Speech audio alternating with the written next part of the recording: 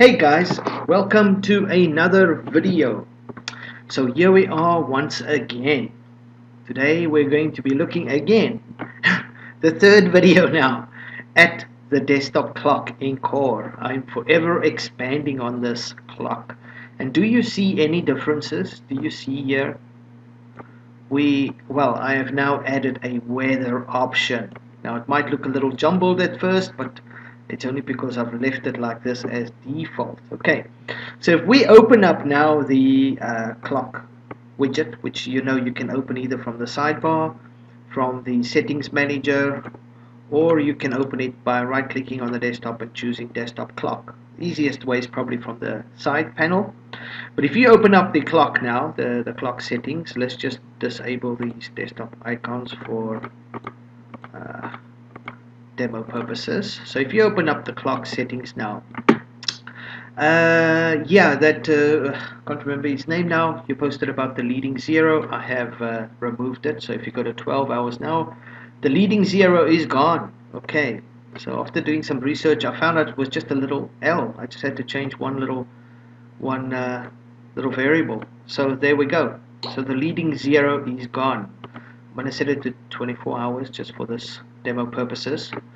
So let's just quickly run through the options before I get to weather. So you already saw that you can turn desktop settings on and off, and that is obviously for if you want to move the clock to the left or the right. So that's nice, easy, quick and easy. Move left, move right. You already know that you've got the digital clock, which is currently selected, and then you've got the analog clock, which is quite a nice little clock too.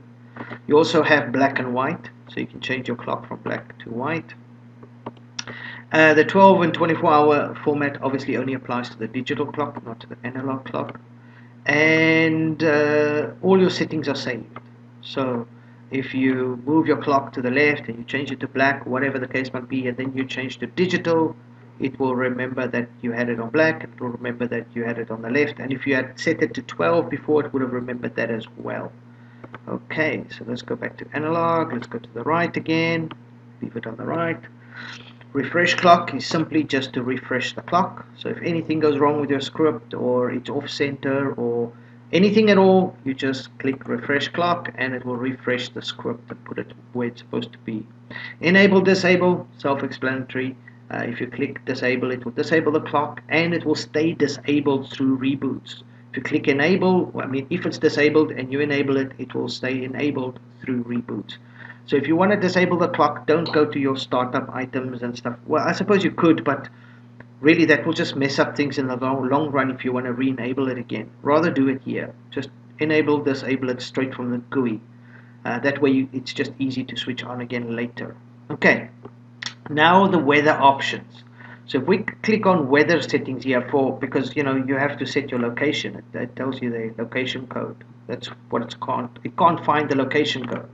So if you open weather settings, it will open up another little GUI and it will give you example code, and there you can see the URL for AccuWeather.com, and you see at the end of the URL there's a code, and it tells you here you need to click on the get code button. There's get code button below.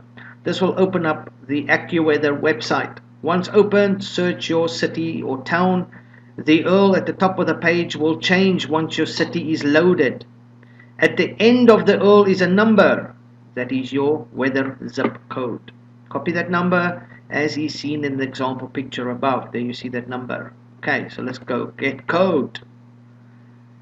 Dun, dun, dun, dun. Just hold on, open in a browser. There we go, AccuWeather.com. So let me enter here. I'm in the city Da Nang in Vietnam.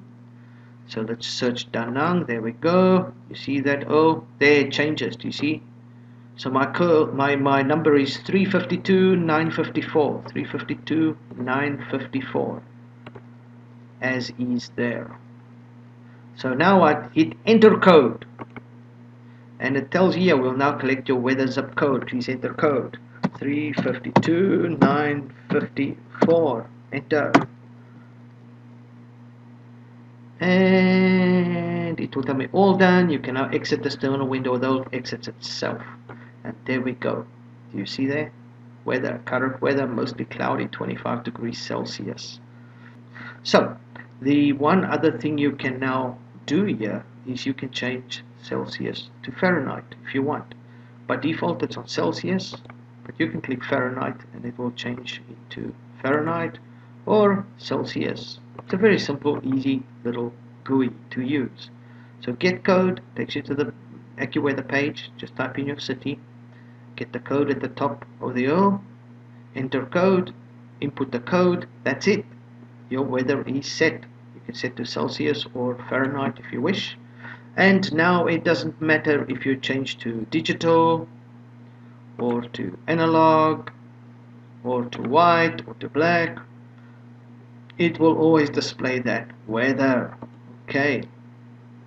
So very easy actually. So simple. Just weather settings, get code, type in your location, get that little code at the top, enter it, set Celsius or Fahrenheit. That's it. Done. And your weather is set.